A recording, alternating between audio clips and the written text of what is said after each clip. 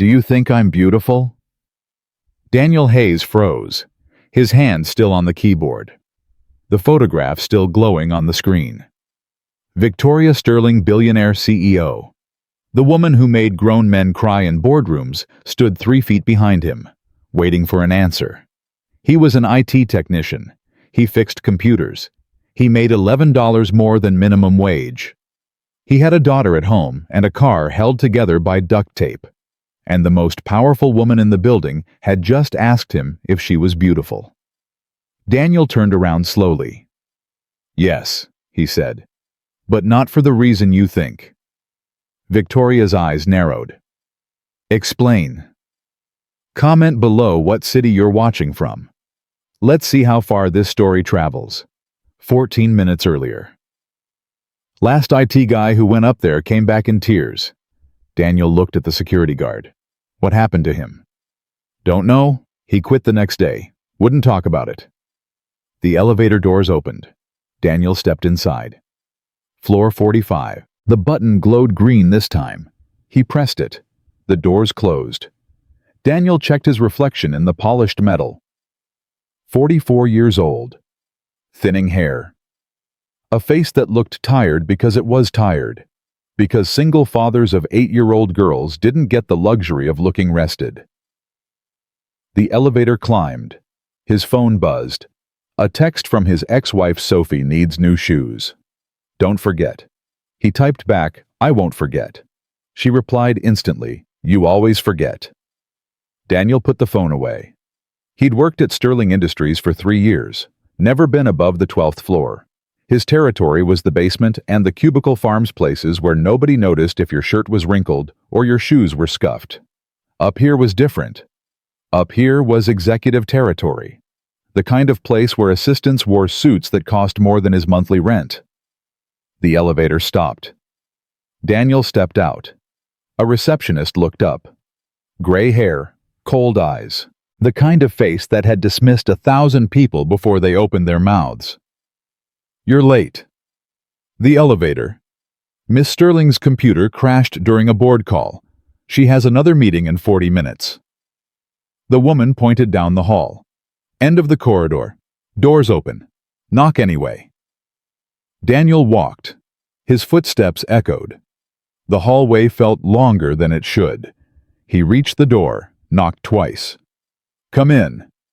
Victoria Sterling stood with her back to him, phone pressed to her ear. I don't care what Tokyo says. If they can't deliver, we restructure. I'm not paying for excuses. She ended the call. Turned around. Her eyes swept over Daniel like he was a misdelivered package. You're from IT. Yes, ma'am. Daniel Hayes, the system crash. I know why you're here. She pointed at her desk. 3 dead monitors. Fix it. Daniel moved to the desk, set down his toolkit, started working. Victoria didn't leave. She stood by the windows, arms crossed, watching him. Silent. Most people talked while Daniel worked, asked how long it would take, explained what happened like he hadn't understood the first time. Victoria just watched. The same intensity she probably used when she was deciding whether to fire someone or buy their company. Daniel powered down the system, checked connections, initiated restart. The monitors flickered. One by one they came back to life. The desktop loaded. Then the background image appeared. Daniel's hand stopped moving. It was Victoria Sterling. But not this Victoria Sterling. Not the CEO in the designer suit with eyes like weapons. This was someone else entirely. A wooden dock. A lake behind her. Mountains in the distance. She wore jeans, a white sweater, hair down, loose, and she was smiling.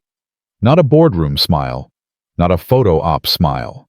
A real smile. The kind that happens when nobody's watching. Daniel reached for the keyboard to close it. Stop. He turned. Victoria was right behind him. Close. Too close. She was staring at the screen, at herself, at whoever she used to be. You saw it, she said. Daniel's throat went dry. I'm sorry.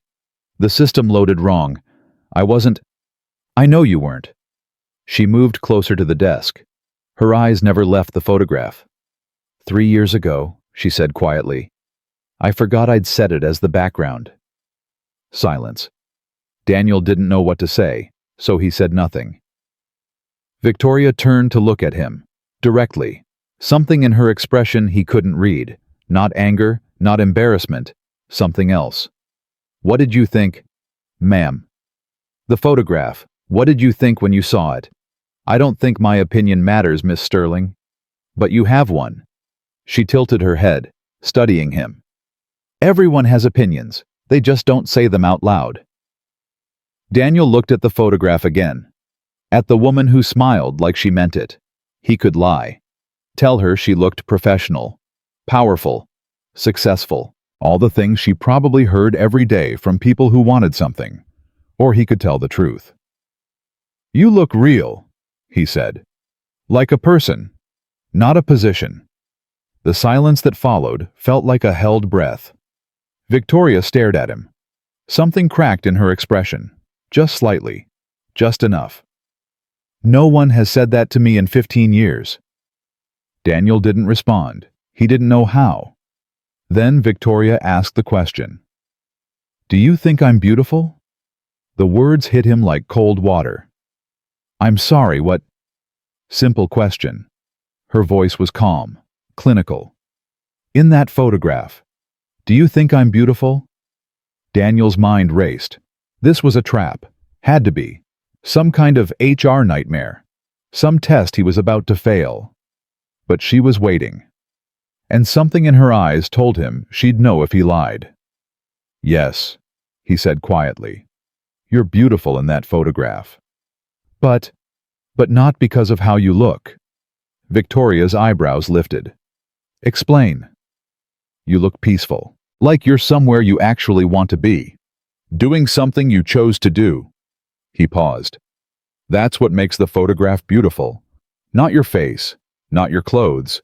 You just look like yourself. Victoria stood very still. Then the mask cracked. Just for a moment. Something underneath. Something vulnerable. Something real. No one sees that, she said softly. No one sees me. I did. The words came out before Daniel could stop them. Victoria looked at him, really looked, like she was seeing him for the first time. What's your name again? Daniel. Daniel Hayes. How long have you worked here, Daniel? 3 years. And in 3 years, has anyone ever asked your opinion about anything?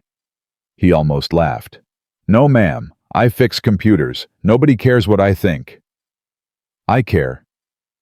2 words, but they landed heavy. Victoria walked back to the windows, put distance between them. Finish the login. I have meetings. Daniel turned back to the computer. His hands moved automatically. The photograph disappeared. The standard desktop loaded. Everything's working, he said. If you have any other issues, I will. He stopped. Ma'am. Victoria turned. Backlit by the sun, her face in shadow. I'll have other issues. And when I do, I want you to fix them. Daniel picked up his toolkit. The help desk can send anyone. I don't want anyone. I want you. He didn't know what to say to that. Goodbye, Mr. Hayes. Daniel walked to the door, stopped, turned back. Miss Sterling. Yes? That place in the photograph, the lake. Something flickered in her eyes. What about it? You should go back sometime. You looked happy there. Victoria's expression shifted. Something like surprise. Something like pain. Happy, she repeated, like she was trying to remember what the word meant. Daniel left. The elevator doors closed. He leaned against the wall and let out a breath he didn't know he'd been holding. The 3rd floor felt different when he got back. Same cubicles, same fluorescent lights, same hum of computers and distant complaints about the coffee machine. But Daniel felt different. He sat at his desk, stared at his screen. 3 new help tickets waiting. Hayes. He looked up. His supervisor, Frank Morrison, stood at the edge of his cubicle, arms crossed, face like a constipated accountant. Yeah? Where were you? Help ticket, executive floor. Frank's eyebrows shot up. 45. Yes. Who called it in? Miss Sterling's assistant. Frank went pale. Actually pale, like someone had mentioned a ghost. You were in Victoria Sterling's office. Her computer crashed. And I fixed it. Frank stared at him, waiting for more. Daniel gave him nothing. Well, Frank said slowly. Don't expect to go back up there. That's Marcus Chen's territory. Senior technicians only. Understood. Frank lingered, like he wanted to ask more. Then he walked away, glancing back twice. Daniel turned to his computer. His phone buzzed. Unknown number. He answered. Hello. Mr. Hayes. A woman's voice. Professional. Clipped. This is Rachel Henley, Miss Sterling's executive assistant. Daniel's stomach dropped. Yes. Miss Sterling would like to speak with you. Can you come to the 45th floor at 6 p.m. this evening? I have to pick up my daughter from school at 3:30. A pause. Miss Sterling is aware you have a child. She suggests you arrange alternative care for this evening. Daniel's grip tightened on the phone. Can I ask what this is about? Miss Sterling will explain when you arrive. 6 p.m. Don't be late. The line went dead. Daniel stared at his phone. This was it. He was getting fired. He'd said something wrong. Crossed a line. Told a billionaire she looked like a person instead of a position, and now his career was over. Sophie's face flashed in his mind. Her smile, her laugh. The way she called him Daddy when she was scared. He couldn't lose this job. He couldn't. Ton. He picked Sophie up at 3:30. She climbed into the car, talking a mile a minute. Science project. Volcanoes. 2 boys fighting at lunch. Daniel listened. Nodded. Said the right things at the right moments. But his mind was elsewhere. Dad. He looked at her. Yeah, sweetheart. Sophie was staring at him. 8 years old, but with eyes too old for her face. What's wrong? Nothing's wrong. You're lying. Your eye does that twitchy thing when you lie. Daniel almost smiled. Almost. I might be in trouble at work. What kind of trouble? I don't know yet. I have to go back tonight to find out. Sophie was quiet for a moment. Dad? Yeah. Am I pretty? The question hit Daniel like a punch. What? Emily Parker said I'm not pretty because my clothes are from Walmart. She said, pretty girls don't wear Walmart clothes. Daniel pulled the car over. Right there, in the middle of the street. Some guy behind him honked. Daniel didn't care. He turned to face his daughter. Look at me. Sophie looked. You are the most beautiful girl I know, and you know why. She shook her head. Because you're real. Because you're kind. Because when Mrs. Patterson's cat got sick, you made her a get-well card. Because you share your lunch with Tommy Martinez, even though he never shares back. Sophie's eyes were wet. But Emily said, Emily Parker doesn't know anything about beautiful. Daniel took her hand. Beautiful isn't about clothes or money or what store your stuff comes from. Beautiful is who you are when nobody's watching. And you, Sophie Hayes, are beautiful every single day. Sophie lunged across the seat and hugged him. Daniel held her tight. Behind them, another car honked. Daniel didn't move. He dropped Sophie at Mrs. Patterson's apartment at 5:30. Big meeting? The old woman asked. Something like that. You look nervous. I am nervous. Mrs. Patterson smiled. Good things come to those who are nervous enough to care. Sophie will be fine. Go. Daniel went.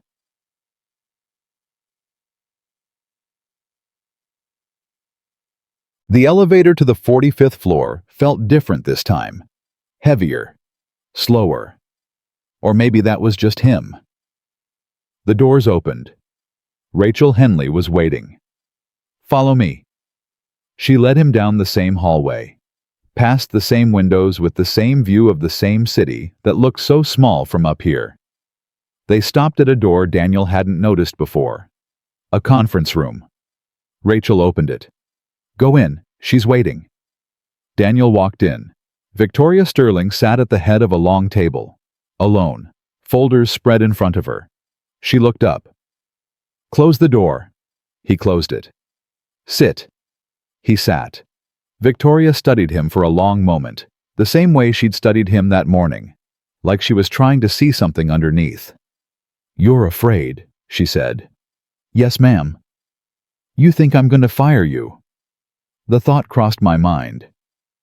"Because of what you said this morning?" "Yes." Victoria leaned back in her chair. "You told me I looked real. Like a person instead of a position. You told me I looked happy in a photograph that I'd forgotten existed." She paused. "And when I asked if I was beautiful, you told me the truth." Daniel said nothing. "Do you know how many people tell me the truth, Mr. Hayes?" "I imagine not many." "None." Her voice was flat. "Zero. In 15 years of running this company, not a single person has told me anything except what they thought I wanted to hear." She stood, walked to the window. "I'm worth $2.3 billion. I control companies on 4 continents. When I walk into a room, people stop breathing."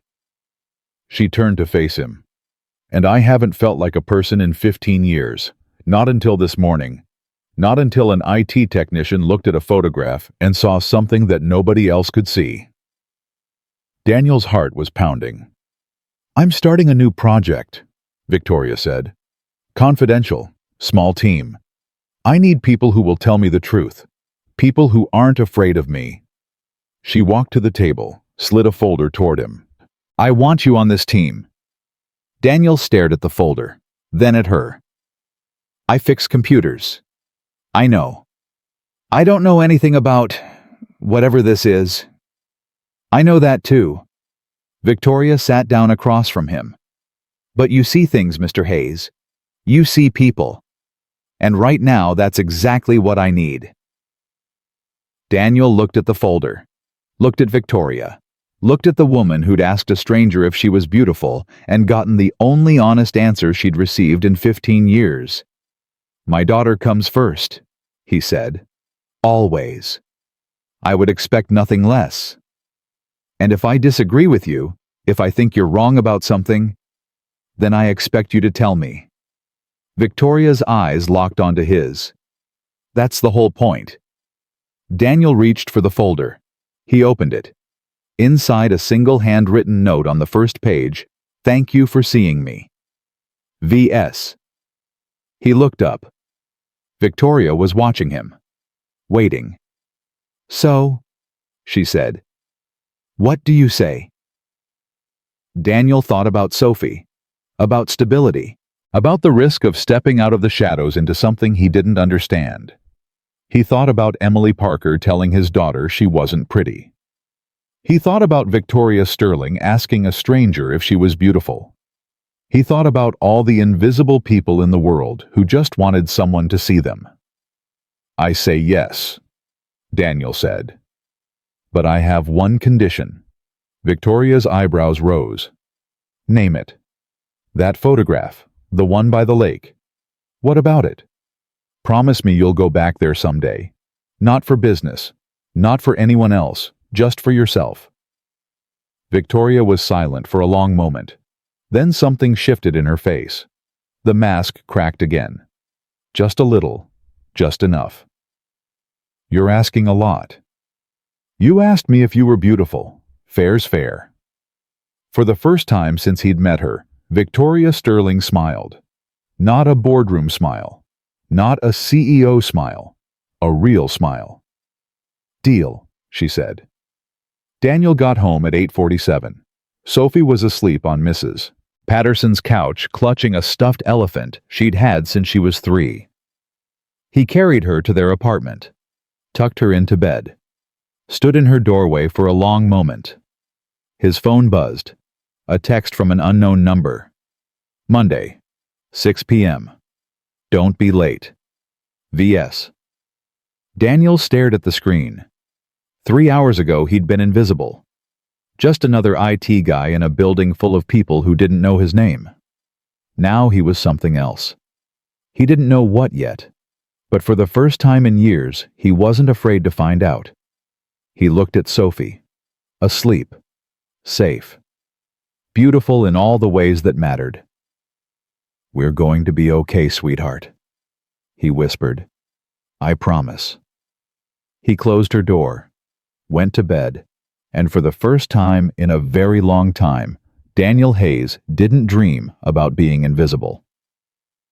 Monday came faster than Daniel expected. The weekend passed in a blur of grocery shopping homework help and Sophie's endless questions about volcanoes for her science project. Daniel tried to focus on normal life, but his mind kept drifting to the folder sitting on his kitchen counter. He'd read it 3 times, then 3 more times. A confidential initiative to transform company culture. Employee wellness. Truth-telling. Real change. It sounded like corporate nonsense. The kind of thing executives talked about in meetings while nothing actually changed. But Victoria Sterling didn't seem like the kind of woman who wasted time on nonsense. At 5:15 on Monday, Daniel kissed Sophie goodbye at Mrs. Patterson's door. "Will you be late again?" Sophie asked. "Probably, but I'll come get you as soon as I'm done." "Promise. Promise." Mrs. Patterson put a hand on Sophie's shoulder. "We'll be fine. I'm teaching her to make cookies tonight." Sophie's face lit up. "Chocolate chip?" "Is there any other kind?" Daniel smiled. "Thanks, Mrs. Patterson." "Go. Do your important thing. We've got this." Daniel went. The elevator to the 45th floor felt different this time. Less terrifying. Still nerve-wracking, but different. Like the first day at a new school instead of walking into a firing squad. The doors opened. Rachel Henley was waiting again. Same professional expression. Same clipped voice. "Conference room B, end of the hall. The others are already there." "Others? Miss Sterling will explain." Daniel walked. His footsteps echoed in the empty hallway. Most of the executive floor had gone home for the day. Only a few offices still had lights on. He found conference room B. The door was glass. Through it, he could see 3 people sitting at a long table. He recognized none of them. Daniel pushed open the door. All 3 looked up. The first was a man in his 50s, salt and pepper hair, expensive suit. The kind of confident posture that came from decades of winning arguments. The second was a woman about Daniel's age. Red hair pulled back, sharp eyes behind designer glasses. She held a tablet like it was a weapon. The third was younger, maybe 30. Black suit, no tie. He looked like he'd rather be anywhere else. "You must be the IT guy," the older man said. Not hostile, just stating a fact. "Daniel Hayes." "Marcus Webb. Legal." He gestured to the others. "Sarah Mitchell, Human Resources. David Chen, Operations." Daniel nodded at each of them. They nodded back, politely, distantly. He sat down at the far end of the table. Nobody spoke. The door opened again. Victoria Sterling walked in. The energy in the room shifted instantly, like someone had turned up the voltage. Marcus straightened. Sarah set down her tablet. David stopped looking bored. Victoria took her seat at the head of the table. She didn't acknowledge the change in atmosphere. Maybe she didn't notice it anymore. Maybe she'd stopped noticing years ago. "Thank you all for being here," she said. "I know this is unusual. A confidential project with a small team meeting after hours, no official documentation." She looked around the table. "I chose each of you for a specific reason. Marcus, you understand the legal frameworks we operate within. Sarah, you have direct insight into employee complaints and concerns. David, you know the operational realities of implementing change at scale." Her eyes landed on Daniel. And Mr. Hayes is here because he understands what it's like to be invisible in this company. Marcus turned to look at Daniel, then Sarah, then David. Daniel felt his face getting warm. He kept his expression neutral. The goal of this project is simple, Victoria continued. I want to understand why talented people leave Sterling Industries, why morale is declining despite competitive salaries, and what we can do to fix it. Sarah leaned forward. Miss Sterling, with respect, we've done employee satisfaction surveys. We have exit interview data.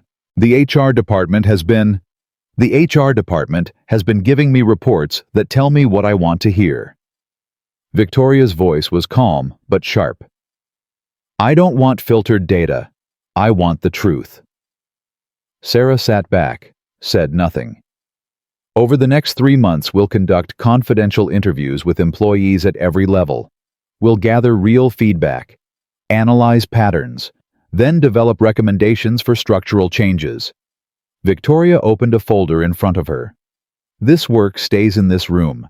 Nothing we discuss leaves this table. Understood. Everyone nodded. Good. Let's start with what we know. Sarah, walk us through the exit interview trends. Sarah picked up her tablet. Over the past 18 months, voluntary turnover has increased by 23%. The most common reasons cited are lack of growth opportunities, poor management communication, and feeling undervalued. Feeling undervalued, Victoria repeated. What does that mean specifically? Sarah hesitated. The data doesn't break it down further. Then the data is useless. Victoria turned to Daniel. Mr. Hayes, you've worked here for 3 years. What does feeling undervalued mean to the people on your floor? Every eye in the room turned to Daniel. He thought about lying, about giving a safe corporate answer that wouldn't make waves. Then he remembered why he was here. It means nobody listens, he said. People submit suggestions and never hear back. They report problems and nothing changes. After a while, they stop trying. They just do their jobs, collect their paychecks, and wait for something better to come along. Marcus frowned. That seems like a communication issue. We have systems in place for employee feedback. The systems don't work, Daniel said. 6 months ago, someone on my floor submitted a suggestion about the parking garage lighting. It's too dark in certain sections. Feels unsafe, especially for women leaving after dark. Sarah was typing on her tablet. I can look that up. Don't bother. Nothing happened. The person who submitted it never got a response. Now when anyone asks if they should bother making suggestions, he tells them not to waste their time. Silence. Victoria leaned forward. That's exactly what I'm talking about. That's the kind of thing we need to understand. David spoke for the first time. One ignored suggestion doesn't indicate a systemic problem. It's not one suggestion, Daniel said. It's hundreds, maybe thousands. Every person in this building has a story about a time they tried to make things better and got ignored. After enough stories like that, people stop caring. They just become invisible. The word hung in the air. Victoria's eyes met Daniel's. Something passed between them. Recognition. Understanding. Continue, Mr. Hayes. Daniel took a breath. The third-floor break room has been waiting 4 months for a working microwave. 4 months. Meanwhile, the executive floor has a full catering service. Marcus shifted in his seat. That's a facilities issue. It's a respect issue. Daniel cut him off. It tells people at my level that our comfort doesn't matter, that we're not worth the cost of a microwave. He paused. People notice that stuff. They talk about it. And it shapes how they feel about working here. More silence. Sarah was staring at her tablet. David was frowning. Marcus looked like he'd swallowed something sour. Victoria stood up. This is exactly why Mr. Hayes is on this team. He sees what the rest of us miss, because we're too far removed from it. She looked at the others. I don't want comfortable answers. I want truth, even when it's uncomfortable, especially when it's uncomfortable. She sat back down. Sarah, I want you to pull all unresolved employee suggestions from the past 2 years. Every single one. Marcus, review our feedback policies and identify where the breakdowns occur. David, I want an assessment of resource allocation between executive and general employee areas. And Mr. Hayes. Daniel looked up. I want you to talk to people, off the record. Find out what they're not saying in official channels. Daniel nodded. Yes, ma'am. The meeting continued for another hour. They discussed interview protocols, timelines, confidentiality agreements. By the time Victoria called it to an end, Daniel's head was spinning. Everyone filed out except Victoria. Daniel gathered his things slowly, unsure if he should leave or wait. Mr. Hayes. He looked up. Victoria was still seated, her expression softer than during the meeting. You did well tonight. I just told the truth. That's exactly what I needed. She paused. The others will resist you. Marcus thinks employee feedback is a legal liability waiting to happen. Sarah is defensive because it's her department that's been failing. David just wants to go home. And you? Victoria tilted her head slightly. What about me? What do you want? It was a bold question. Daniel knew it as soon as the words left his mouth, but Victoria didn't seem offended. I want to feel like I'm building something that matters, she said quietly. Not just a company that makes money. Something real. Daniel thought about the photograph, the lake, the smile. That woman by the lake, he said. She wanted the same thing. Victoria's expression flickered, something vulnerable underneath. You remember that. Hard to forget. She stood, walked to the window. The city spread out below all lights and shadows. That photograph was taken at my grandmother's cabin, 4 days alone.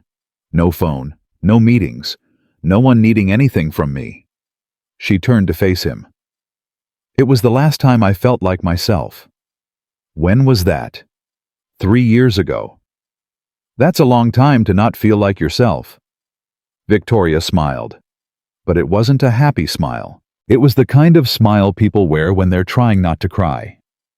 Yes, it is. Daniel didn't know what to say, so he said the only thing that felt true. You should go back there. So you've mentioned. I mean it. This project, this company, all of it, none of it matters if you lose yourself in the process. Victoria stared at him. You're very direct, Mr. Hayes. I thought that's why I was here. It is. She walked back to the table, picked up her folder. Same time Thursday. Don't be late. I won't be. Daniel walked to the door, stopped, turned back. Miss Sterling. Yes. You asked me if you were beautiful. You never asked me why I said yes. Victoria went still. You said I looked peaceful. I said you looked like yourself. That's different. How? Daniel thought about it. Really thought about it. Peaceful is something you feel. Looking like yourself is something you are. One can change with circumstances. The other is underneath everything else. He paused. In that photograph, I could see who you are. Not what you've built or what you've accomplished. Just you. Victoria didn't respond. Daniel left. The elevator ride down felt different than all the others. Not lighter exactly, but less heavy. Like something had shifted. Like a door had opened somewhere. He picked up Sophie at Mrs. Patterson's apartment. She was covered in flour and grinning. Dad, we made cookies. I can see that. He wiped a smudge of chocolate from her cheek. Did you save me any? 3. Mrs. Patterson said you deserve at least 3. Only 3. You weren't here to make them. 3 is fair. Daniel laughed. The first real laugh in days. 3 is fair. They walked home together, Sophie chattering about cookies and volcanoes, and Emily Parker, who was apparently being nicer now because Sophie had shared her lunch with her even after the Walmart comment.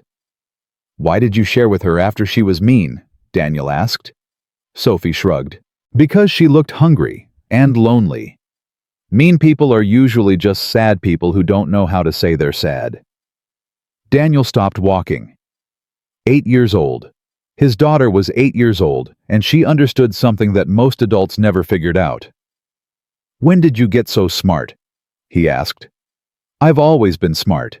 You just don't always notice." She grinned and ran ahead, and Daniel followed, thinking about sad people who didn't know how to say they were sad, and billionaire CEOs who asked strangers if they were beautiful because they'd forgotten what it felt like to be seen. The weeks that followed fell into a new rhythm. Regular work during the day. Project meetings Monday and Thursday evenings. Daniel interviewed employees from different departments, wrote up their feedback, brought it back to the team. Some of what he heard confirmed his own experiences. Ignored suggestions. Broken equipment that never got fixed. Managers who didn't know their employees' names. Some of it surprised him. A woman in accounting who'd been passed over for promotion 3 times despite stellar reviews. A guy in marketing who'd been harassed by his supervisor for months and HR had done nothing. A janitor who'd worked at Sterling Industries for 22 years and had never once been thanked by anyone above him. Daniel wrote it all down, brought it to the meetings, read it out loud while Marcus squirmed and Sarah took defensive notes and David checked his phone when he thought no one was looking. Victoria listened to everything. She asked questions, pushed for details, demanded specifics. And slowly, something started to change. Not in the company. Not yet. That would take time. But in the room, in the way the team worked together. Marcus stopped dismissing Daniel's feedback as anecdotal. Sarah stopped defending HR and started actually looking at the problems. David put away his phone, and Victoria started to relax, just slightly, just enough that Daniel could see glimpses of the woman in the photograph. It happened in small moments. A genuine laugh when David made a self-deprecating joke about operations. A softening around her eyes when Sarah admitted that HR had failed in ways she hadn't wanted to see. A quiet thank you after Daniel shared a particularly difficult interview about workplace discrimination. They were building something.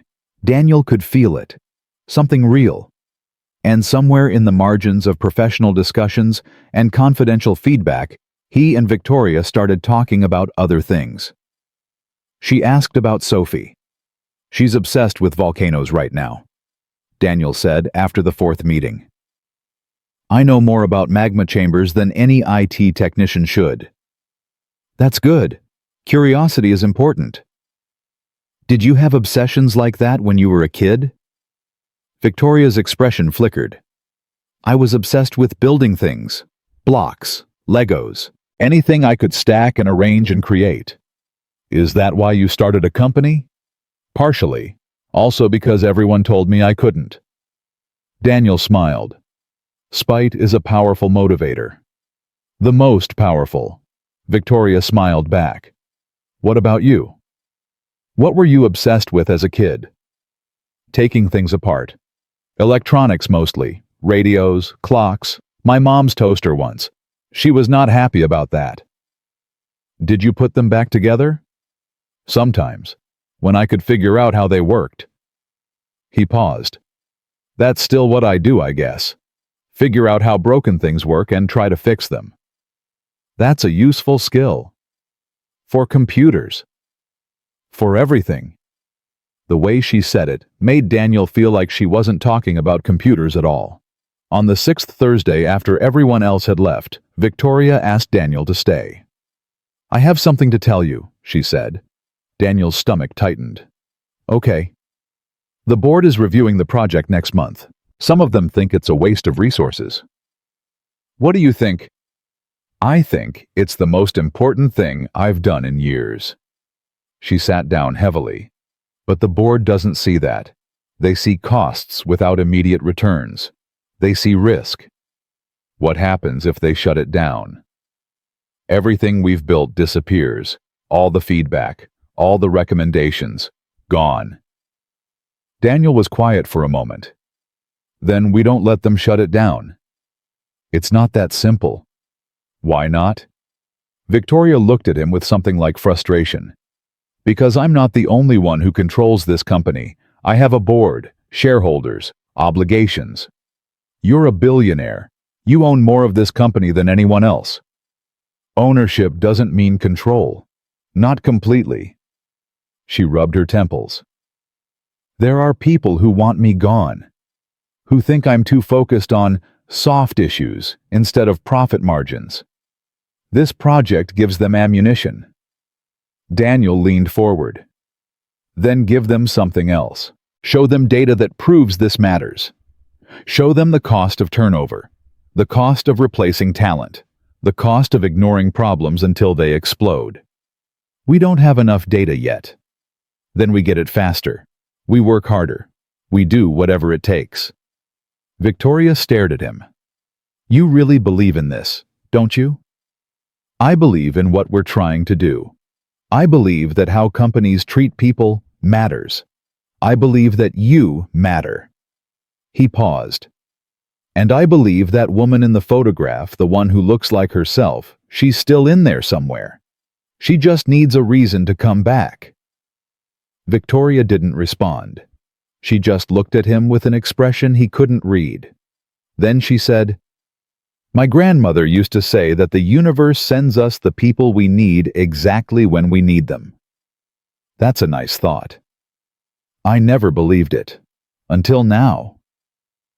The words hung in the air between them. Daniel didn't know what to say. His heart was beating too fast. The room felt too small. I should go, he said. Sophie's waiting. Of course. Victoria stood. Same time Monday. Same time Monday. Daniel walked to the door, stopped, turned back. Miss Sterling. Victoria, she said quietly. When we're alone, you can call me Victoria. Daniel nodded slowly. Victoria. The word felt strange in his mouth, heavy with something he didn't want to name. Good night, Daniel. Good night.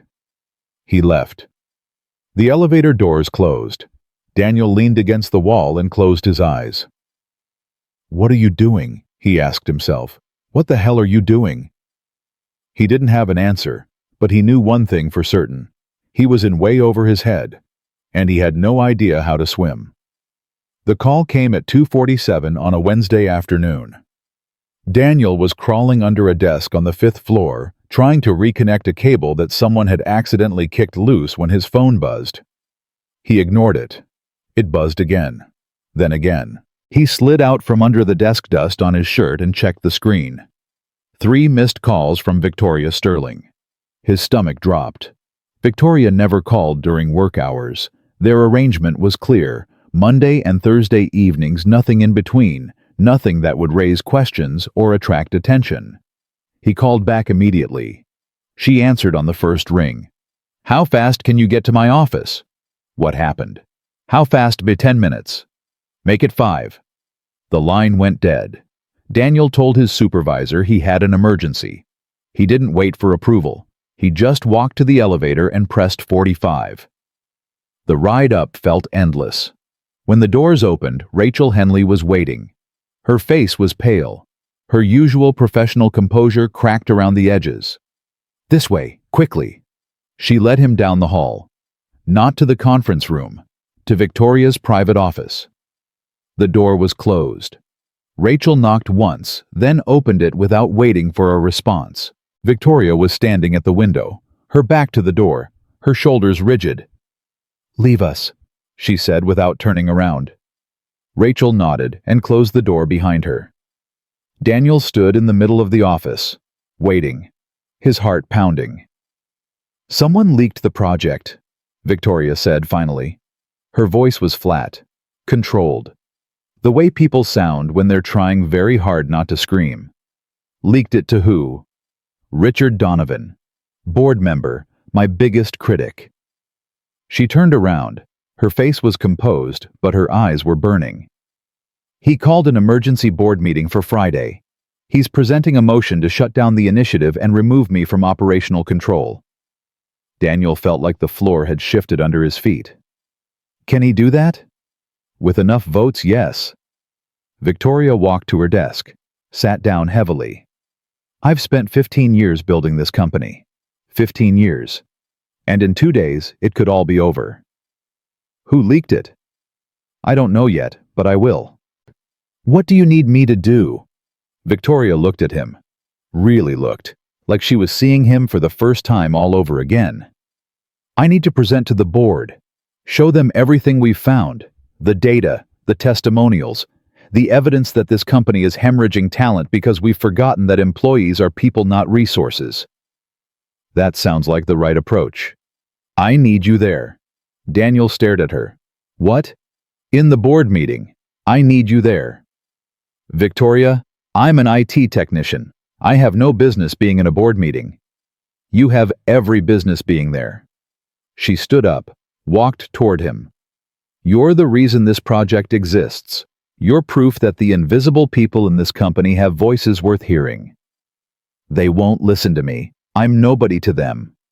That's exactly why they need to hear you. Victoria was standing close now, close enough that Daniel could see the fear underneath her composure, the desperation. Please, Daniel, I can't do this alone.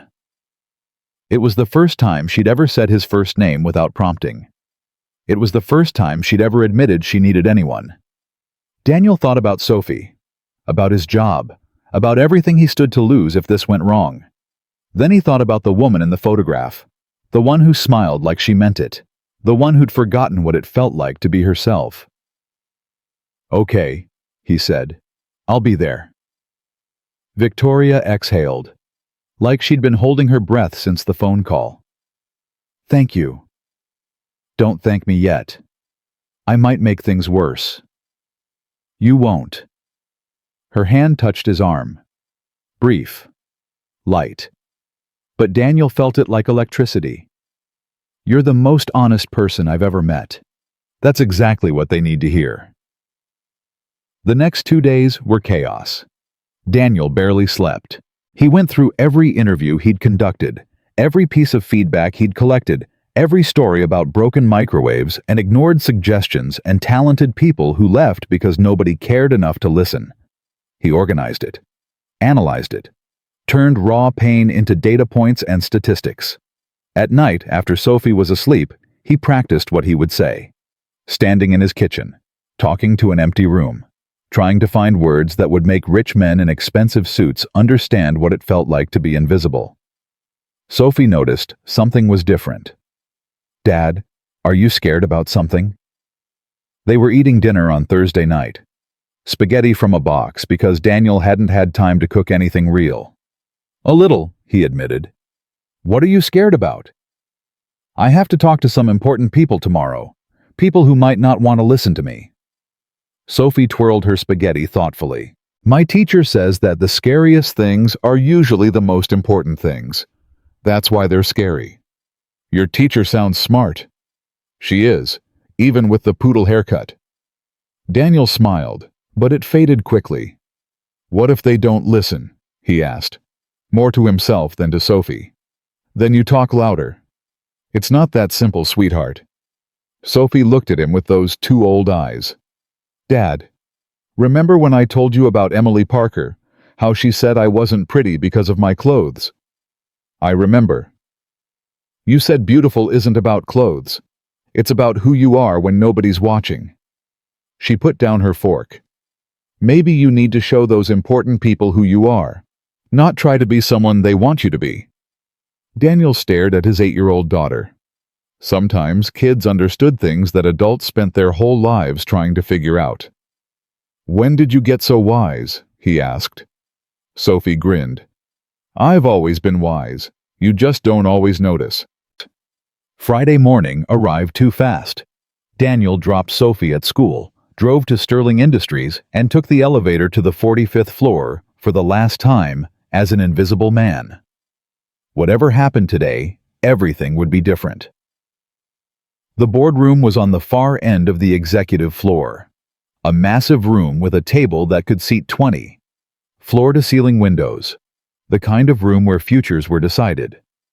Daniel arrived early. Victoria was already there. She was wearing black, sharp, severe, like armor. How do you feel? She asked. Terrified. Good. That means you care. How do you feel? Victoria was quiet for a moment. Like I'm about to fight for everything I've built, and I'm not sure I'm going to win. Then we make sure you win. Victoria almost smiled. Almost. Daniel, whatever happens in there, I want you to know that you've changed something for me. These past weeks, the conversations we've had, the way you see things. She paused. The way you see me. Victoria. No, let me finish. She took a breath. I've been so focused on building an empire that I forgot why I started in the first place. You reminded me. You made me feel like a person again. Whatever happens today that matters, that will always matter. Daniel didn't know what to say, so he said the only thing that felt true. You're going to win. You don't know that. I know you. That's enough. The board members started arriving at 9 o'clock. 12 people, 7 men, 5 women, all of them in expensive suits, all of them with faces trained to reveal nothing. Richard Donovan was the last to arrive. He was in his 60s, silver hair, cold eyes, the kind of man who looked at everything like he was calculating its value. His eyes swept over Daniel with visible contempt. I wasn't aware we were inviting the help to board meetings. Mr. Hayes is part of the project team, Victoria said. Her voice was ice. He has relevant testimony. Testimony? Donovan smiled. It didn't reach his eyes. This isn't a courtroom, Victoria. This is a business discussion about resource allocation. It's a discussion about the future of this company. Mr. Hayes will participate. Donovan shrugged. Your call, for now. Everyone took their seats. Daniel sat at the far end of the table, away from the power center, invisible even here. Donovan stood. Thank you all for making time on short notice. I've called this meeting because I have serious concerns about a confidential initiative that has been consuming company resources without board oversight. He pressed a button. A presentation appeared on the screen behind him. The Culture Transformation Project, begun 8 weeks ago, run by a small team handpicked by our CEO. He glanced at Victoria. No board approval, no formal budget allocation. Employees being interviewed without HR supervision.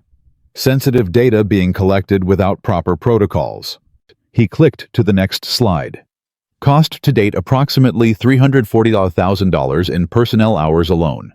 Projected annual cost if continued over $2 million. Murmurs around the table. And what do we have to show for it? Donovan continued. A collection of employee complaints.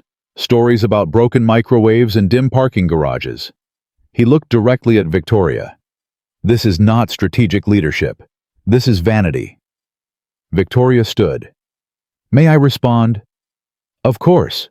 This is your meeting too. For now. The threat hung in the air. Victoria walked to the front of the room. Richard is right about one thing. This project was started without formal board approval. That was my decision, and I take full responsibility for it. She clicked to a new slide. Data appeared, numbers and charts. But let me tell you why I made that decision. In the past 18 months, voluntary turnover at Sterling Industries has increased by 23%. We've lost 847 employees, including 43 senior managers and 12 directors. She clicked again. The cost of replacing each of those employees, recruiting, hiring, training averages $47,000. That's $39 million in replacement costs per year. Another click. Exit interviews consistently cite the same reasons: lack of growth opportunities, poor management communication, and most commonly feeling undervalued. She looked around the table. This project was created to understand what feeling undervalued actually means. Not in survey data, not in HR reports. In real human terms. Because until we understand the problem, we can't fix it. Donovan snorted. And you needed an IT technician to do that. Yes. Victoria's voice was steel. I did. She turned to Daniel. Mr. Hayes, please share what you found. Every eye in the room turned to Daniel. His mouth went dry. His heart was hammering. He thought about Sophie, about talking louder, about showing them who he was instead of trying to be someone they wanted. He stood up. 6 months ago, someone on the third floor submitted a suggestion about the parking garage lighting. Donovan rolled his eyes. Not this again. The lighting is too dim in certain sections. Employees, mostly women, feel unsafe walking to their cars after dark, especially in winter. We have security protocols. The suggestion went into the system and disappeared. No response, no acknowledgement, no action. Daniel looked around the table. The person who submitted it never heard anything. So now when anyone asks him whether they should bother making suggestions, he tells them not to waste their time. That's a facilities issue, one of the board members said. It has everything to do with why people leave this company. Daniel's voice was stronger now. Because it's not about the lights, it's about the message. The message that says, we don't care about you. Your safety doesn't matter. Your ideas don't matter. You don't matter. Silence. Daniel continued. I've spent 8 weeks talking to people at every level of this company. Not surveys, not forms, real conversations. And do you know what I've heard? He looked directly at Donovan. I've heard about a woman in accounting who was passed over for promotion 3 times, despite stellar reviews, because her manager didn't think she was leadership material. She's been here 11 years. She's training the people who got promoted over her. Personnel decisions are... I've heard about a man in marketing who was harassed by his supervisor for 6 months. He reported it to HR twice. Nothing happened. He quit last month. He was the best closer on the sales team. Daniel walked around the table, slowly, making eye contact with each board member. I've heard about a janitor named George who has worked at Sterling Industries for 22 years. 22 years. He knows every floor of this building. He's saved the company thousands of dollars by catching maintenance problems before they became emergencies. And in all that time, not one person above him has ever said thank you. He stopped. That's what feeling undervalued means. It's not abstract. It's not soft. It's real people being told every single day that they're invisible, that they don't matter, that this company would run just fine without them.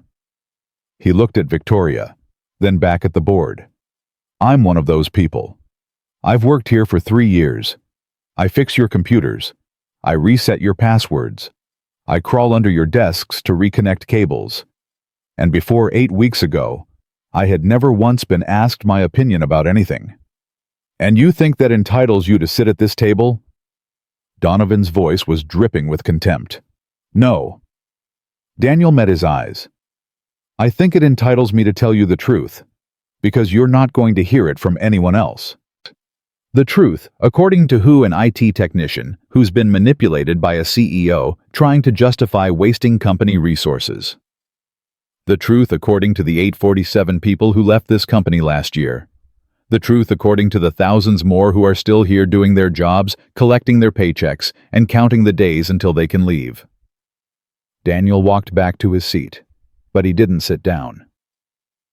You want to know why this project matters? Because those people, the invisible ones, the undervalued ones, they're the foundation of everything you've built. Without them, there's no Sterling Industries. There's no boardroom. There's no stock price. There's nothing. He looked at Victoria. Miss Sterling understood that. She saw something the rest of you missed, and instead of thanking her for it, you're trying to punish her. That's quite a speech. Donovan was smiling again. That cold, calculating smile.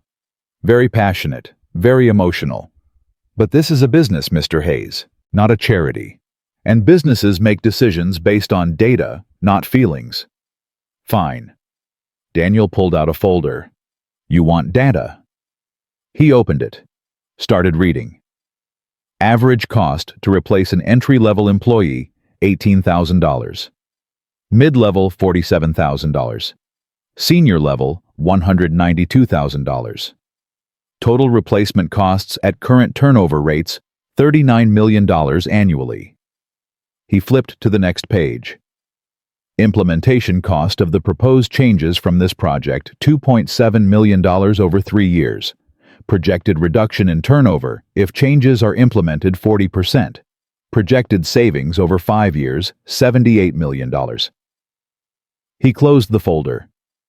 That's not feelings, that's math. And the math says this project will pay for itself 15 times over. Silence. Donovan's smile had faltered. Just slightly.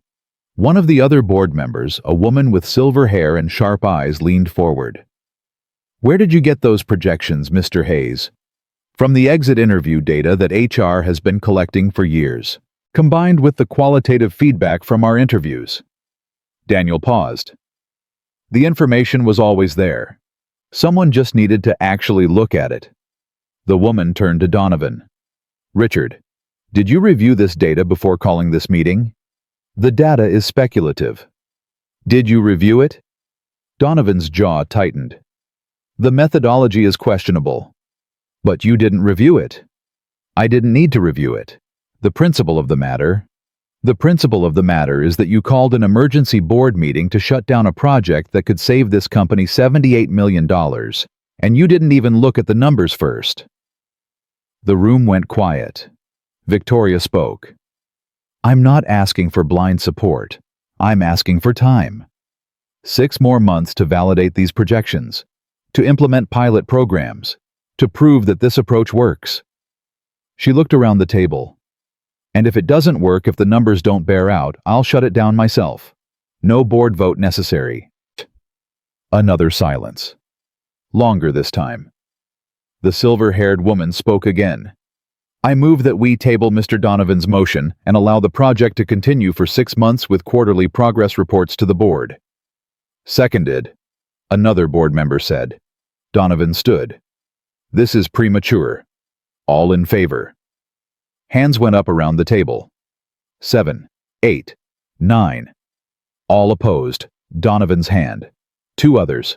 Motion carries, 9-3. The project continues. Daniel felt his legs go weak. They'd won. They'd actually won. Victoria's face remained composed, professional, but Daniel could see her hands trembling slightly at her sides. The meeting adjourned.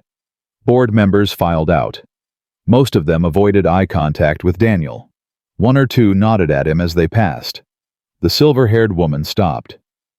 "That was quite a presentation, Mr. Hayes." "Thank you, ma'am. I don't know what your relationship is with Victoria Sterling, and frankly, I don't care." She looked at him steadily. "But what you said in there mattered. Remember that." She walked away. Donovan was the last to leave. He stopped in front of Victoria. "This isn't over." "It never is. You think you've won something. You haven't. You've just delayed the inevitable." "Maybe, but I'll take the delay."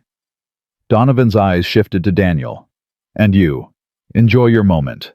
Men like you don't last long at this level." He walked out. Daniel and Victoria stood alone in the empty boardroom. Neither spoke for a long moment. Then Victoria laughed. A real laugh. The kind he'd never heard from her before. "We did it. You did it. I just talked." "You did more than talk." She walked toward him. Stopped. Close, but not too close. "You changed something in that room. I could feel it. I was terrified the whole time." "I know. That's what made it real." Daniel exhaled. All the tension from the past 2 days releasing at once. What happens now? Now we get to work. For real this time. With board support. With resources. With a chance to actually change things. And Donovan. Donovan will keep fighting. But he's weaker now. He overplayed his hand. Victoria's expression hardened. "But I still need to find out who leaked the project. That person is still here. Still a threat. Do you have suspects?" "A few." She paused. "But that's a problem for another day. Today we celebrate." "Celebrate how?" Victoria smiled. That real smile. The one from the photograph. "I haven't decided yet. but I think it involves you, me, and a very expensive bottle of wine that I've been saving for a moment exactly like this." Daniel's heart skipped. "Victoria, not tonight. Soon. When this is over.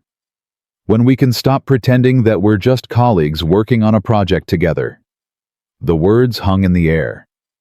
Daniel knew he should say something.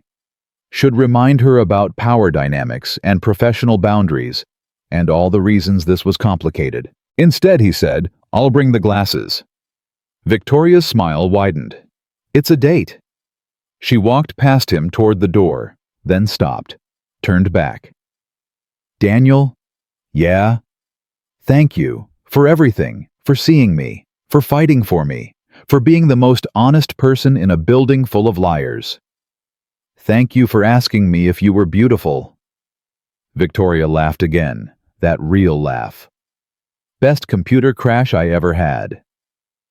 She left. Daniel stood alone in the boardroom for a long moment, looking at the empty chairs, thinking about everything that had just happened, thinking about everything that was about to happen. His phone buzzed. A text from Mrs. Patterson. "Sophie made you a volcano. Wants to show you when you get home. Don't be late." Daniel smiled. He had a daughter waiting for him. A volcano to admire. A life that was suddenly very different from the one he'd been living 8 weeks ago. And somewhere on the 45th floor, a woman who looked at him like he was the first real thing she'd seen in years was opening a very expensive bottle of wine. Life was strange. Life was terrifying. Life was beautiful. Daniel headed for the elevator. He had a volcano to see. Sophie's volcano was magnificent. It stood in the middle of the kitchen table, built from papier-mâché and painted in shades of orange and red. A plastic cup hidden inside held baking soda ready for the vinegar that would make it erupt. "Mrs. Patterson helped me with the painting," Sophie said proudly. "But I did the structure myself." Daniel crouched down to examine it at eye level. "This is incredible, sweetheart. When's the presentation?" "Monday. Can you come?" "What time?" 2:30. Ms. Rodriguez said parents can watch." Daniel thought about his work schedule, about the project meetings, about everything that had changed in the past 24 hours. "I'll be there," he said. Sophie's face lit up. "Promise, promise." She hugged him. That fierce, wholehearted hug that only 8-year-olds could give. Daniel held her tight and thought about boardrooms and billionaires and the strange turn his life had taken. "Dad? Yeah. You seem happier lately, like really happier." Daniel pulled back to look at her. "Do I?" "Yeah, you smile more, and you don't look tired all the time." She tilted her head. "Is it because of your important work thing?" "Partly." "Is it because of a girl?" Daniel's heart stuttered. "What makes you ask that?" Sophie shrugged. "Tommy Martinez says his dad got happy like that before he started dating his stepmom. He said men get a certain look." "A certain look. Like they're thinking about something nice when they think no one's watching." Daniel didn't know what to say. His 8-year-old daughter had just read him like a book. "There's someone," he admitted carefully. "Someone I've been working with. But it's complicated." "Why?" "Because she's different from me. She lives in a different world, and I'm not sure if what we have is real or just circumstance." Sophie nodded sagely. "Emily Parker said that about me and Maya, that we're only friends because we sit next to each other. But that's not true. We're friends because we like each other. Where you sit doesn't change who you are." Daniel stared at his daughter. "When did you become a philosopher?" "What's a philosopher?" "Someone who says smart things about life." Sophie grinned. "Then I've always been one. You just don't always notice." The next few weeks were different. The project had official support now. Resources, budget, a mandate from the board. But more than that, something had shifted in the way people looked at Daniel when he walked through the building. He wasn't invisible anymore. People nodded at him in hallways, said good morning, asked his opinion in meetings. It was disorienting at first, like suddenly being seen after years of walking through walls.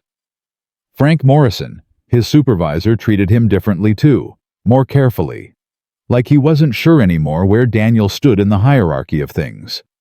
The executive office called again, Frank said one Tuesday morning. "Miss Sterling wants you on the 7th floor at 11. Thanks." "What exactly are you doing up there, Hayes?" Daniel looked at him. "Working on a project." "What kind of project?" "Confidential." Frank's jaw tightened. "You know when you started here you were happy just fixing computers. Now you're running around with executives like you're one of them." "I'm not one of them." "Could have fooled me." Daniel picked up his toolkit. "Is there a point to this conversation?" "The point is that people are watching, people are talking, and not all of it is good." "Let them talk." He walked away before Frank could respond. The project meetings had expanded now. More team members, more data, more momentum. But Daniel's role had changed too. He wasn't just the voice of the invisible people anymore.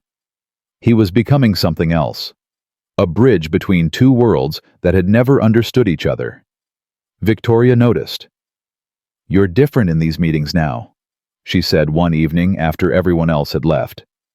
"More confident." "I'm just doing what you asked me to do." "No, you're doing more than that." She leaned back in her chair. "When you first walked into my office to fix my computer, you were apologizing for existing. Now you're challenging board members and making executives uncomfortable. Is that a problem?" "It's a revelation." Victoria smiled. "You're becoming who you were always supposed to be." Daniel felt something warm in his chest, something dangerous. "Victoria, have dinner with me." The words came out fast, like she'd been holding them in and they'd finally escaped. "What?" "Dinner. This Saturday. Not a meeting. Not a work discussion. Just dinner." Daniel's mind raced. "Sophie, bring her." He stared at her. "You want to meet my daughter?" "I want to know you. Really know you. Not just the version that shows up for project meetings." Victoria stood, walked toward him. "We've been dancing around this for weeks, pretending that what's between us is professional. It's not. You know it's not." "Victoria, you're a billionaire. I make less in a year than you spend on coffee." "I don't care about money." "Easy to say when you have it." "Fair point." She stopped in front of him, close enough that he could smell her perfume. Something subtle, expensive. "But let me ask you something. When you look at me, what do you see?" Daniel knew what she wanted him to say, knew what the easy answer was. Instead, he told the truth. "I see a woman who's spent her whole life building walls, who's convinced herself that power is the same as safety, who asked a stranger if she was beautiful because she'd forgotten how to ask anyone else." Victoria's breath caught. "And I see someone who's starting to remember," Daniel continued, "who's starting to want things she'd given up on. And that scares her, because wanting things means you can lose them." "You see all that?" "I see you. That's what I've always done. That's why you asked me to be part of this." Victoria reached out. Her hand touched his chest, right over his heart. "Saturday," she said. 7 o'clock. I'll text you the address." Victoria. "Please, Daniel, just give me a chance to be a person, not a position, not a billionaire, just Victoria." He looked at her, at the vulnerability in her eyes, at the hope. "Okay," he said. "Saturday." Her smile was worth every risk. Saturday arrived like a held breath. Daniel spent the morning cleaning the apartment, even though Victoria wouldn't see it. He ironed a shirt he hadn't worn in years. He polished shoes that had been gathering dust in his closet. Sophie watched him with undisguised amusement. "You're nervous." "I'm not nervous." "You've checked your hair in the mirror 4 times. I'm making sure it's neat." "You never care if your hair is neat." Daniel sighed. "Okay, I'm nervous." "About the lady. About everything. About whether this is a mistake. About what happens if it works. About what happens if it doesn't." Sophie came over and took his hand. "Dad, remember what you told me about Emily Parker? About how beautiful isn't about clothes or money." "I remember." "Well, maybe this is the same. Maybe it doesn't matter that she's different. Maybe what matters is whether she makes you happy, and whether you make her happy." "When did you become the parent in this relationship?" Sophie grinned. "Someone has to be smart around here." They drove to the address Victoria had texted. It wasn't a restaurant. It was a house. A modest house in a neighborhood Daniel didn't recognize. Brick exterior, small yard, nothing that screamed billionaire. "Is this the right place?" Sophie asked. "I think so." They walked to the front door. Daniel knocked. Victoria opened it. She was wearing jeans, a simple blue sweater. Her hair was down. No makeup that Daniel could see. She looked like the woman in the photograph. "Hi," she said. "Hi." Sophie tugged on Daniel's hand. "Dad, introduce me." "Right, sorry. Victoria, this is Sophie. Sophie, this is Victoria." Victoria crouched down to Sophie's level. "I've heard a lot about you," she said. "Your dad says you're the smartest person he knows." Sophie beamed. "He says that because it's true." Victoria laughed, a real laugh, the kind that transformed her face. "I like her already," she said to Daniel. "Come in, dinner's almost ready." "You cooked?" "Don't sound so surprised. I wasn't always a CEO." They stepped inside. The house was simple, comfortable, lived in. Nothing like what Daniel had expected. "Whose house is this?" he asked. "Mine. Well, my grandmother's originally. She left it to me when she died." Victoria led them toward the kitchen. "I don't come here often, but when I need to remember who I am, this is where I go." "Like the lake?" "Better than the lake. The lake is about escaping. This place is about remembering." Dinner was simple. Roasted chicken, vegetables, bread from a bakery down the street. They sat at a small table in the kitchen, while Sophie asked Victoria 100 questions. "How did you become so rich?" "I started a company." "What kind of company?" "We make software that helps other businesses run better." "Is that fun?" Victoria considered the question. "It used to be. Lately, it's been more work than fun." "Then why do you do it?" "Because I built it. Because people depend on me. Because I don't know what else I would do." Sophie nodded thoughtfully. "My friend Maya's mom is a nurse. She says her job is hard, but she does it because it matters. Does your job matter?" Victoria was quiet for a moment. "I used to think so. Now I'm not sure." "Maybe you need a new job." "Sophie," Daniel said. "That's not—" "No, it's okay." Victoria looked at Sophie with something like wonder. "Maybe you're right. Maybe I do need to think about what really matters." After dinner, Sophie fell asleep on the couch while watching a movie. Daniel covered her with a blanket and followed Victoria to the back porch. They sat in old rocking chairs, looking out at a yard that had seen better days. "I love this place," Victoria said quietly. "My grandmother used to say that houses remember the people who lived in them. That the walls hold on to love and laughter like sponges." "Do you believe that?" "I don't know. But I feel different here. Smaller. In a good way." Daniel looked at her. At the woman who controlled billions of dollars sitting in a rocking chair on a worn wooden porch. "Why did you bring me here?" "Because I wanted you to see me. The real me. Not the version that shows up in boardrooms."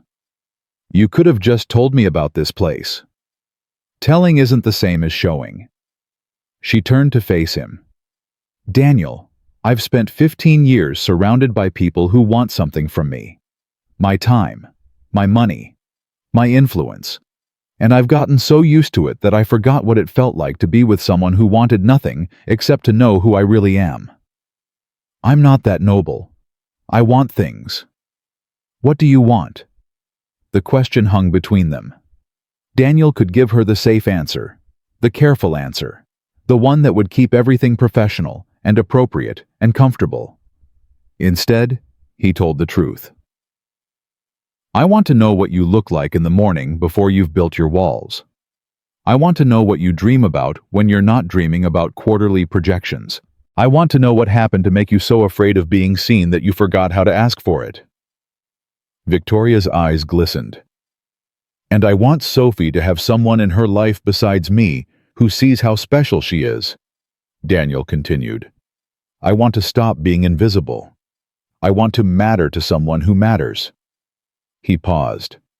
"I want you, even though it terrifies me, even though it doesn't make sense. I want you." "Daniel, but I need to know that this is real, that when the project ends and the excitement fades, you'll still want to sit on this porch with me, that you won't wake up one day and realize you made a mistake. Because I can survive a lot of things, but I can't survive being a mistake." Victoria stood, walked to where he sat, knelt down in front of his rocking chair. "When I was 22, my grandmother sat me down in this exact spot and told me that the universe sends us the people we need, that our job is to recognize them when they arrive and have the courage to let them in." She took his hands in hers. "I didn't believe her. I thought love was a distraction, a weakness, something that other people had time for. So I built my walls and made my money and told myself that success was enough." Her voice broke slightly. "It's not enough. It was never enough. And when you walked into my office to fix my computer and looked at that photograph and told me I looked like myself." She stopped, gathered herself. "That was the first time in 15 years that I felt like someone saw through all of it, through the suits and the board meetings and the billions of dollars. Right through to the scared girl who just wanted to build something that mattered."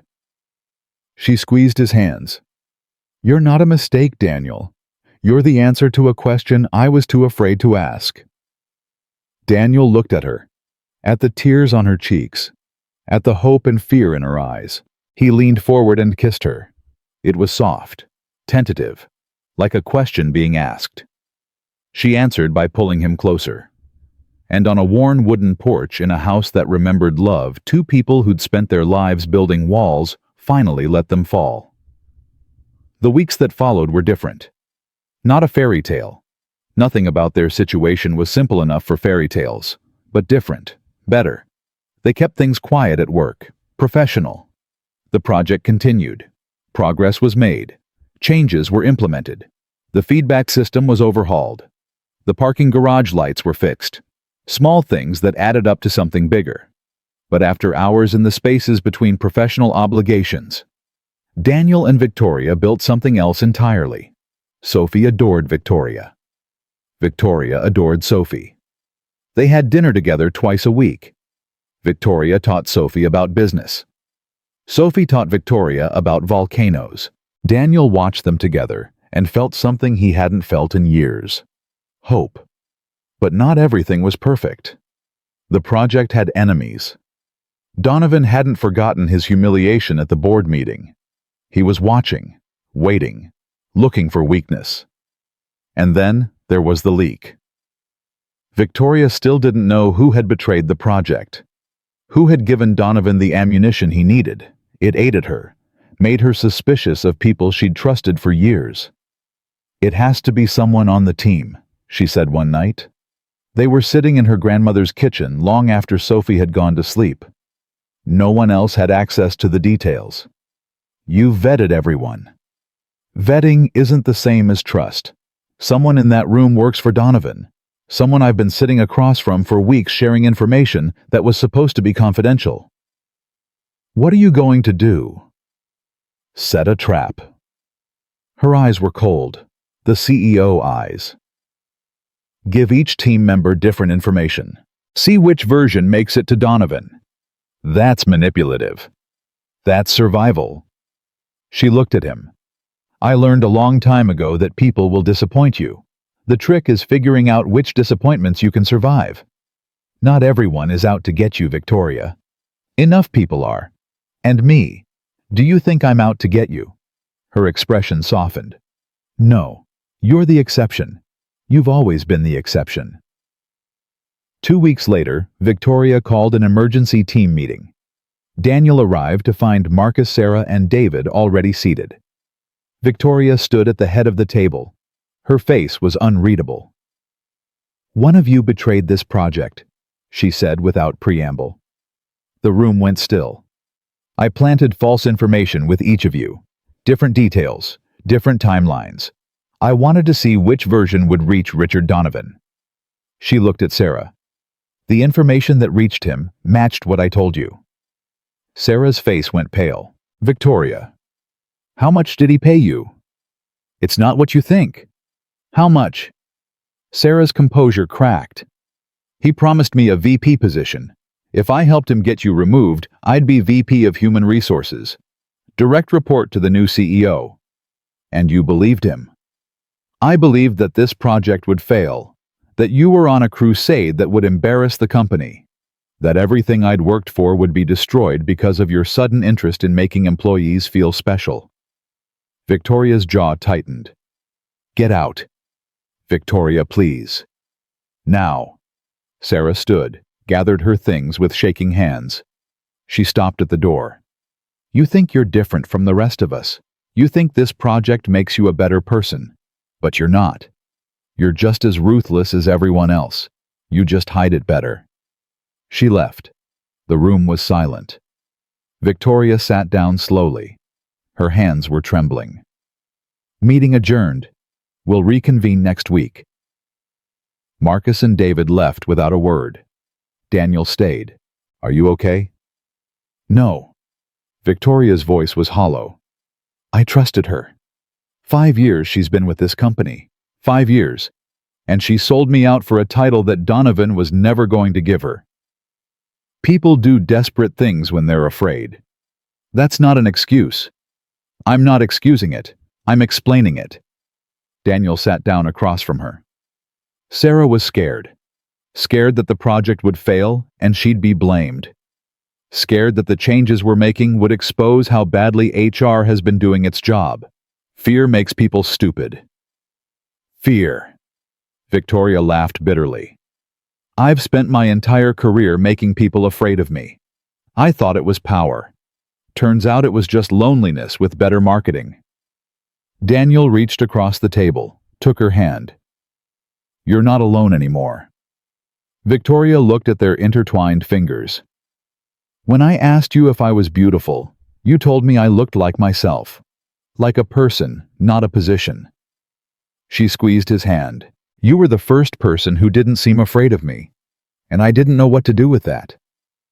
"What did you want to do? Run away, hide behind my walls, convince myself that you were just like everyone else, and your honesty was manipulation in disguise. But you didn't. No, I took a chance. For the first time in 15 years, I let someone in." She looked up at him. "And it's the best decision I've ever made." Daniel stood, walked around the table, pulled her to her feet. "Come home with me tonight. You and Sophie can build a volcano while I make dinner." Victoria almost smiled. "A volcano? She's been wanting to show you. Something about how the baking soda represents magma chambers." "That sounds perfect, actually." "It will be, I promise." Victoria leaned into him, let him hold her. "Daniel." "Yeah. Thank you." "For what?" "For seeing me. For staying. For making me believe that the walls I built weren't protecting me. They were just keeping out the things I wanted most." Daniel kissed the top of her head. "The walls are down now." "I know." She looked up at him. "And I've never been more terrified, or more grateful." They left together. Behind them, the empty conference room held the memory of betrayal and the lingering echo of something being rebuilt. Victoria Sterling had lost an employee today, but she'd gained something far more valuable. She'd gained the courage to be seen. The volcano erupted at 7:43 p.m. on a Tuesday night. Sophie had been waiting for the perfect moment. She'd set up the papier-mâché mountain in the middle of Victoria's grandmother's kitchen, surrounded by towels, just in case. Daniel held his phone ready to record. Victoria watched with the kind of focused intensity she usually reserved for board meetings. "Ready?" Sophie asked. "Ready?" Daniel and Victoria said together. Sophie poured the vinegar into the hidden cup. For a moment, nothing happened. Then the baking soda reacted, and red-tinted foam bubbled up through the crater and spilled down the sides of the mountain. Sophie cheered. Victoria applauded. Daniel kept filming, capturing his daughter's triumphant face, and the woman beside her who was laughing like she'd forgotten how much she had to worry about. That was amazing, Victoria said. The flow pattern was perfect. Mrs. Patterson helped me get the consistency right. Too much baking soda and it explodes too fast. Too little and it just kind of oozes. The science of eruptions. Very impressive. Sophie beamed. Then her expression turned serious. Victoria. Yes. Are you going to be my dad's girlfriend? Like officially? Daniel nearly dropped his phone. Sophie. It's a fair question, Sophie said. You guys look at each other all the time, and you hold hands when you think I'm not watching. But I'm always watching. I notice things. Victoria glanced at Daniel. Something passed between them, a question and an answer in a single look. Would that be okay with you? Victoria asked Sophie. If I were your dad's girlfriend, Sophie considered this with the gravity of a Supreme Court justice. Do you make him happy? I try to. Do you like volcanoes? I'm developing a deep appreciation for them. Do you promise not to leave because my mom left and it really hurt? And if you're going to leave, I'd rather know now so I can prepare. The kitchen went quiet. Daniel felt his heart crack open. His daughter. His brave, too smart, too hurt daughter asking for the only thing that mattered. Victoria knelt down to Sophie's level. She took her small hands in her own. Sophie, I can't promise that nothing will ever change. Life is complicated. People are complicated. But I can promise you this, I will never leave without telling you. I will never disappear. And no matter what happens between your dad and me, I will always care about you. Always. Sophie stared at her for a long moment. Okay, she said finally. Then, yes, you can be his girlfriend. Victoria smiled. Thank you for the permission. You're welcome. Now can we make another volcano I want to try with more baking soda? The project reached its 6-month milestone on a Friday in March. Daniel stood in the conference room on the 45th floor, looking at the presentation they'd prepared for the board. Charts showing turnover reduction, employee satisfaction scores climbing for the first time in years. Testimonials from workers at every level about feeling heard, feeling valued, feeling seen. It was working. Against all odds, against all opposition, it was actually working. Victoria walked in dressed in the navy suit she wore for important meetings, but something was different about her now. A softness around the edges that hadn't been there 6 months ago. A willingness to smile that she'd kept hidden behind walls for 15 years. Ready? She asked. As ready as I'll ever be. Daniel? She walked over to him, took his hands. Whatever happens in there, I want you to know that this project succeeded the moment you walked into my office and told me the truth. Everything else is just data. The board won't see it that way. The board can go to hell. She smiled. I've spent my whole career trying to please people who were never going to be pleased. I'm done with that. We built something real. We changed lives. If they can't see that it's their blindness, not our failure. When did you become an optimist? When I started spending time with a man who sees the best in people even when they don't deserve it. She squeezed his hands. You changed me, Daniel. You made me believe that being seen wasn't a weakness, that letting people in wasn't a mistake. You did the hard part. I just fixed your computer. Victoria laughed. That real laugh he'd fallen in love with. Best computer crash I ever had. The board meeting was different this time. Daniel sat at the table, not at the far end, but near the middle. He belonged here now. Everyone knew it. Richard Donovan was notably absent. The silver-haired woman, Margaret Chen Daniel, had learned her name, had called for an investigation into his conduct after Sarah's termination. The investigation was still ongoing, but Donovan had stepped back from active board participation pending its conclusion. Victoria presented the data. Clear, confident, compelling. Turnover had dropped by 31% in 6 months. Employee satisfaction had increased by 47%. The feedback system had processed over 2,000 suggestions, with 340 implemented and another 500 under review. The parking garage lights were fixed. The third-floor break room had a new microwave. And George, the janitor who'd worked at Sterling Industries for 22 years, had been personally thanked by Victoria in front of the entire company at a town hall meeting. Small things, big impacts. When Victoria finished, Margaret Chen spoke first. "Miss Sterling, I've been on this board for 12 years. In that time, I've seen a lot of initiatives come and go. Most of them were about optics making the company look good without actually changing anything." She paused. "This is different. This is real. And I think I speak for most of us when I say that we owe you an apology for not supporting it sooner." Murmurs of agreement around the table. "Thank you, Margaret. But I'm not the one who deserves the apology." Victoria looked at Daniel. "Mr. Hayes is the one who made this possible. He's the one who saw what we were all too blind to see. He's the one who spoke truth to power when it would have been easier to stay silent."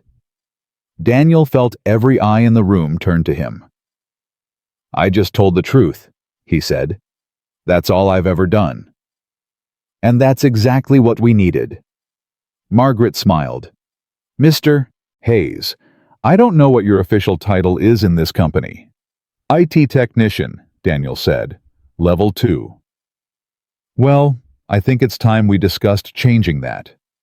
Someone who can speak to the board the way you do deserves a seat at bigger tables." Daniel looked at Victoria. She was smiling. That knowing smile that said she'd been expecting this. "I appreciate the offer," he said carefully, "but I don't want a promotion that takes me away from the people I'm supposed to be representing. The moment I move to the executive floor, I stop being one of them. And then I stop being useful." Silence. Margaret nodded slowly. "That's the most honest thing anyone's ever said in this room, and probably the wisest." "He has a habit of that," Victoria said. "Being wise when the rest of us are being foolish." The board voted unanimously to continue the project indefinitely. Expanded funding, company-wide implementation, a permanent role for Daniel as employee, liaison with an office on the third floor, right where he'd always been. After the meeting, Daniel and Victoria stood alone in the conference room. "You could have taken the promotion," Victoria said. "A seat at the executive table, more money, more influence." "I didn't do this for money or influence." "Then why did you do it?" Daniel thought about the question. Really thought about it. "Because you asked me if you were beautiful. And the answer mattered to you. And I realized that if the most powerful woman in the building needed someone to see her, then there were probably thousands of other people in this company who needed the same thing." Victoria's eyes glistened. "You changed everything, Daniel. Not just for me. For this whole company. We changed it together." "No." She shook her head. "I had the power, the money, the position. But I didn't have the courage to use them until you showed me how. You're the one who made this real." She stepped closer. "I love you." The words hung in the air. Daniel had known it, had felt it in every look, every touch, every quiet moment they'd shared. But hearing her say it out loud, this woman who'd spent her whole life building walls, who'd asked a stranger if she was beautiful, because she'd forgotten how to ask anyone else, hearing her say it, made it real in a way it hadn't been before. "I love you too," he said. Victoria kissed him. Right there in the conference room where they'd fought battles and won wars and built something that neither of them had expected. When she pulled back, she was smiling. "Come to Vermont with me." "What?" "The lake, my grandmother's cabin. Spring is beautiful there. The ice is just starting to melt and the whole world feels like it's waking up." She took his hands. "I've been telling myself for 3 years that I'd go back, that I'd find that feeling again, the peace, the sense of being myself." And now I don't want to find it alone. I want to share it with you, with Sophie. Her voice caught. I want to build a new memory there, one with people I love. Victoria. I know it's fast. I know it doesn't make sense. A billionaire and an IT technician, a single dad and a CEO. Nothing about us makes sense. She squeezed his hands. But it's real, and that's more than I've had in 15 years. Daniel looked at her, at the woman who'd asked him if she was beautiful, at the woman who'd let him see behind her walls, at the woman who'd become part of his life and Sophie's life in ways he never expected. Sophie has spring break in 2 weeks, he said. If you can wait that long. Victoria's face lit up. I can wait. Spring break arrived on a Sunday morning. Daniel packed the car while Sophie bounced around the apartment, unable to contain her excitement. She'd never been to Vermont. She'd never seen a lake surrounded by mountains. She'd never been on a vacation that wasn't visiting her grandmother in Ohio. Dad, do you think there will be fish? Can we go fishing? Does Victoria know how to fish? I've never fished, but I want to try. Maya says fishing is boring, but I think she just hasn't tried it properly. I don't know if there are fish. We'll have to find out. What if there are bears? There probably won't be bears. But what if there are? Then we'll stay very quiet and let them do their bear things. Victoria arrived at 8 o'clock. She was driving herself, not a town car, not a driver, just her in a modest SUV that she'd bought specifically for trips to the cabin. Ready? She asked. Ready, Sophie shouted. They drove north. The city fell away behind them. The highways narrowed to roads. The roads narrowed to lanes. The buildings gave way to trees and fields and sky. Sophie fell asleep in the back seat somewhere around hour 3. Daniel looked over at Victoria. She was focused on the road, but there was a peace in her expression that he'd only seen in photographs until recently. Thank you, he said quietly. For what? For this. For Vermont. For letting us into your life. Victoria reached over and took his hand. Thank you for seeing me when no one else did. For being honest when it would have been easier to lie. For making me believe that I could be more than a position. You were always more than a position. You just forgot. I did forget. She glanced at him. But you reminded me. Every day. In every conversation. Every time you looked at me like I was a person instead of a problem to be solved. They drove in comfortable silence. Outside the windows, the world kept changing. Greener, wilder, more alive. The cabin appeared in the late afternoon. It was smaller than Daniel had expected, wooden, weathered, sitting at the edge of a lake that stretched out toward mountains, still capped with snow. Sophie woke up as the car stopped. We're here. She scrambled out of the back seat. Oh my gosh, it's so pretty. Can I go to the water? Please? Stay where we can see you, Daniel said. Sophie ran toward the lake. Victoria and Daniel stood by the car watching her go. I took that photograph right there, Victoria said, pointing to a wooden dock that extended into the water. 3 years ago, the last time I felt like myself. How do you feel now? Victoria turned to look at him. Like myself, but better. Because this time, I'm not alone. They spent 5 days at the cabin. Daniel learned to fish. Sophie learned to skip stones. Victoria learned to make s'mores without burning the marshmallows, a skill that took 3 attempts and resulted in a lot of laughter. They hiked trails that Victoria's grandmother had walked decades ago. They sat on the porch and watched sunsets that turned the lake into liquid gold. They talked about everything and nothing, the future, the past, the strange path that had led an IT technician to fix a billionaire's computer and change both of their lives. On the 4th night after Sophie was asleep in one of the cabin's small bedrooms, Daniel and Victoria sat on the dock. Their feet dangled over the water. Stars spread out above them like scattered diamonds. My grandmother used to say that the universe sends us the people we need, Victoria said. I didn't believe her for a long time. Do you believe her now? Yes. She leaned her head against his shoulder. "I believe that you walked into my office at exactly the right moment, that you saw that photograph at exactly the right time, that you told me the truth when I desperately needed someone to be honest with me. It was just a computer crash." "It was more than that. It was fate, or destiny, or just dumb luck." She lifted her head to look at him. "I don't care what we call it. I'm just grateful it happened." "So am I." They sat in silence for a while, listening to the water lap against the dock. "Daniel, yeah. Will you marry me?" The question hit him like a wave. He turned to look at her. Her face was serious, vulnerable, the walls completely down. "You're supposed to let me ask that. I'm a CEO. I don't wait for other people to make decisions for me."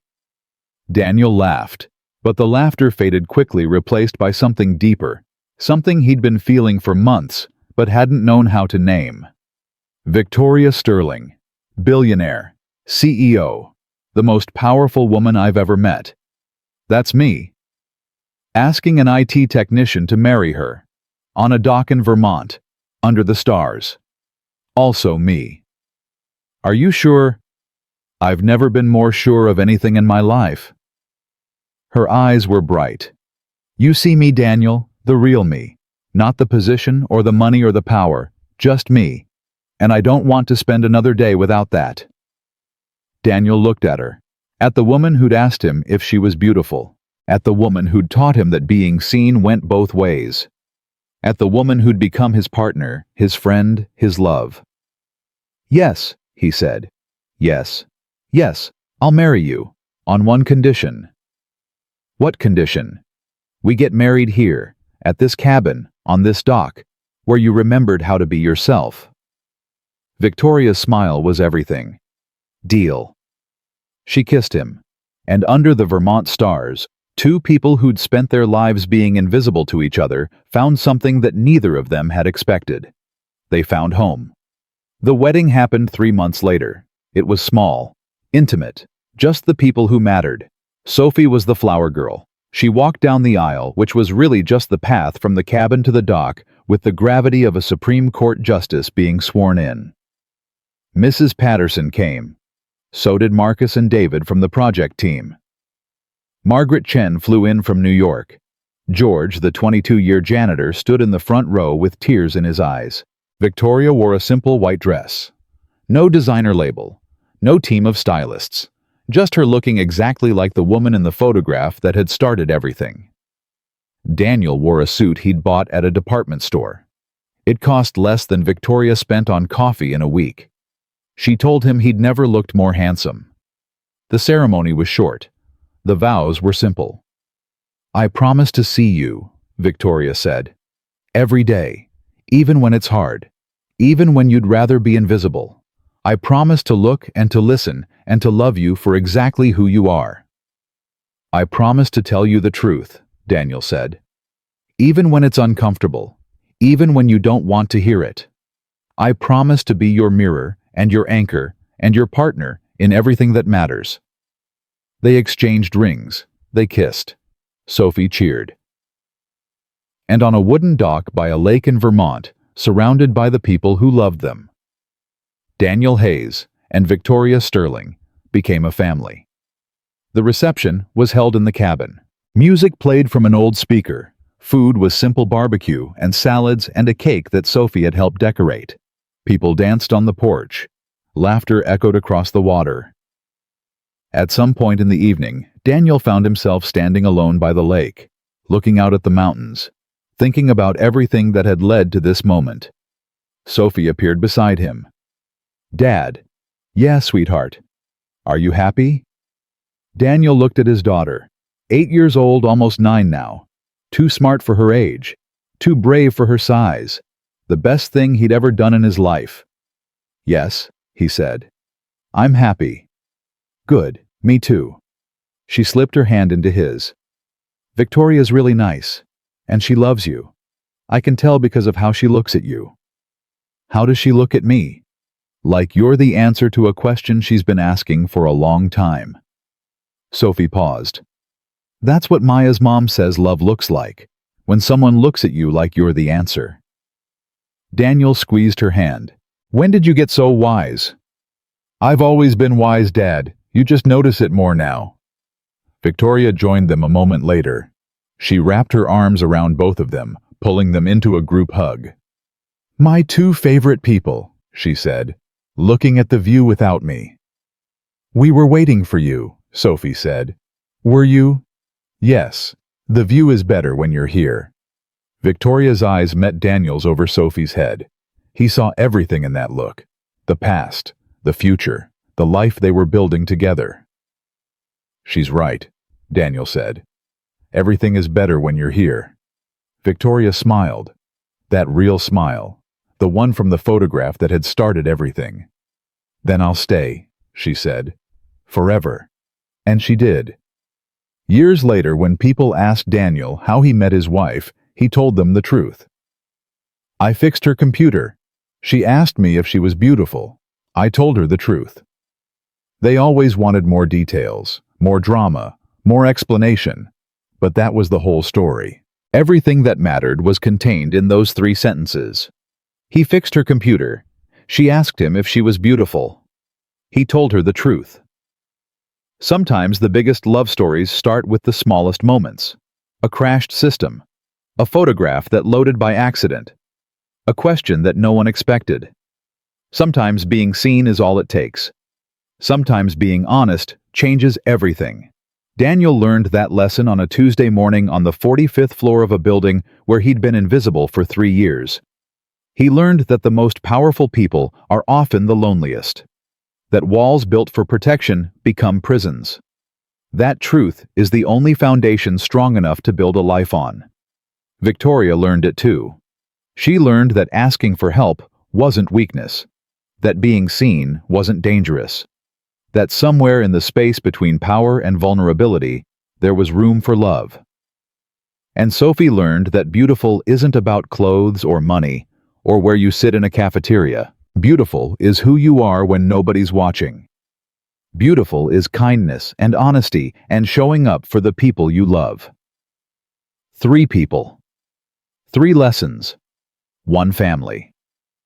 Built on the foundation of a single honest answer to a question that shouldn't have been asked. Do you think I'm beautiful? Yes. But not for the reason you think. In the end, that was enough. In the end, it was everything.